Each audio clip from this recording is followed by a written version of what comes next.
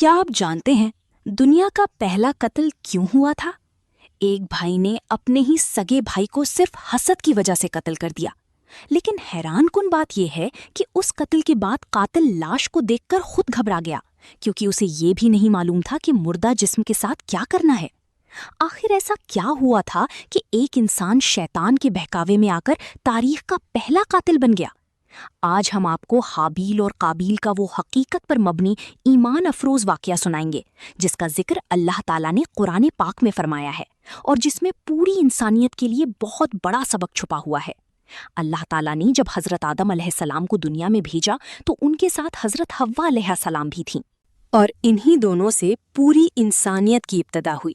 حضرت آدم علیہ السلام اللہ کے پہلے نبی تھے جو انسانوں کو اللہ کا پیغام پہنچاتے اور انہیں نیکی اور اطاعت کا راستہ سکھاتے تھے۔ اس وقت دنیا میں انسان بہت کم تھے، اس لیے نسل انسانی کو بڑھانے کے لیے اللہ تعالیٰ نے ایک خاص نظام مقرر فرمایا تھا کہ حضرت آدم علیہ السلام کے ہاں ہر بار جڑواں بچے پیدا ہوتے، ایک لڑکا اور ایک لڑکی، اور ایک حمل میں پیدا ہونے والا لڑکا دوسرے حمل میں پیدا ہونے والی لڑکی سے نکاح کرتا تھا۔ حضرت آدم علیہ السلام کی دو بیٹے حابیل اور قابیل تھے۔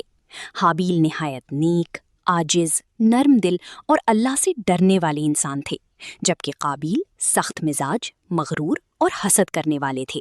روایتوں کے مطابق قابیل کے ساتھ پیدا ہونے والی لڑکی بہت خوبصورت تھی اور اللہ کے حکم کے مطابق اس کا نکاح حابیل سے ہونا تھا، لیکن قابیل اپنی بہن کو خود اپنے لیے چاہتا تھا اور اللہ کے فیصلے کو قبول کرنے کے لیے تیار نہ تھا۔ حضرت آدم علیہ السلام نے اللہ کے حکم سے دونوں بھائیوں سے فرمایا کہ وہ اللہ کی بارگاہ میں قربانی پیش کریں، جس کی قربانی قبول ہوگی وہی حق پر ہوگا۔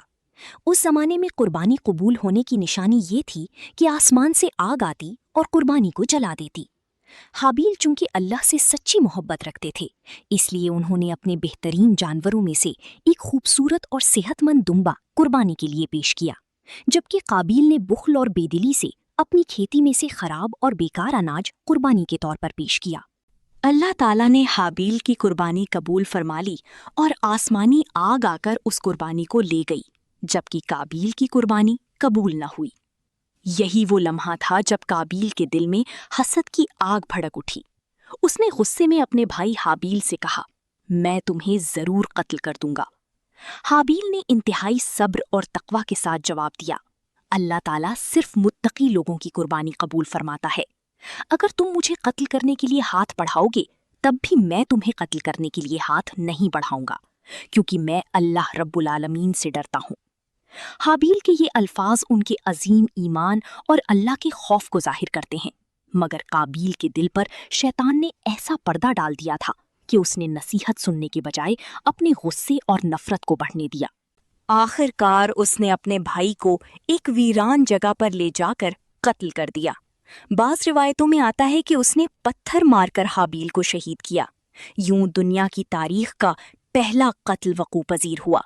قابیل دنیا کا پہلا انسان بن گیا جس نے ظلم اور خون ریزی کی بنیاد رکھی، لیکن قتل کے بعد جب اس نے اپنے بھائی کی لاش دیکھی تو وہ خوف زدہ اور پریشان ہو گیا، کیونکہ اس نے پہلے کبھی کسی انسان کو مرتے نہیں دیکھا تھا اور نہ ہی اسے معلوم تھا کہ لاش کو کیسے دفن کیا جاتا ہے۔ وہ حیران و پریشان ادھر ادھر پھرنے لگا۔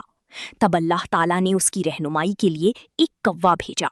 اس کوے نے زمین کھود کر دوسرے مردہ کوے کو دفن کیا تاکہ قابیل سمجھ جائے کہ لاش کو کیسے چھپایا جاتا ہے۔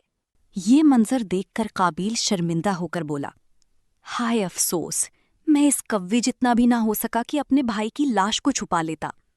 پھر اس نے زمین کھود کر اپنے بھائی حابیل کو دفن کیا، لیکن اس کے دل کا بوجھ کبھی ختم نہ ہوا، کیونکہ قتل ناحق ایسا گناہ ہے جو انسان کی دنیا اور آخرت دونوں تباہ کر دیتا ہے۔